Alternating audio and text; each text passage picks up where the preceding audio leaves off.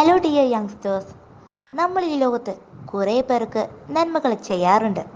എന്നാൽ ആ നന്മകൾ നമ്മൾ ചെയ്യുമ്പോൾ രണ്ട് ലക്ഷ്യത്തോടെയായിരിക്കും.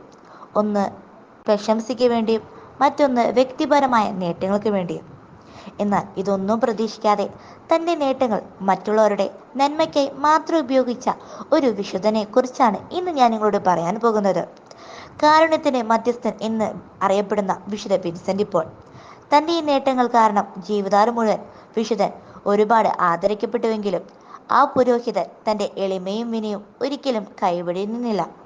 ദരിദ്രരെ സഹായിക്കാനും തിരുസഭ ശക്തിപ്പെടുത്താനുമാണ് വിശുദ്ധൻ തൻ്റെ പ്രശംസയെ ഉപയോഗിച്ചത്. ഈ വിശുദ്ധന്റെ തിരുനാൾ സെപ്റ്റംബർ 27 നാം ആഘോഷിക്കുകയാണ്. നമ്മുടെ ജീവിതത്തിലും ഉണ്ടാകുന്ന നേട്ടങ്ങൾ വിശുദ്ധനെ പോലെ എളിമയും വിനയവും എന്ന പുണ്യങ്ങളിലൂടെ മറ്റുള്ളവരുടെ നന്മയ്ക്കായി ഉപയോഗിക്കാം.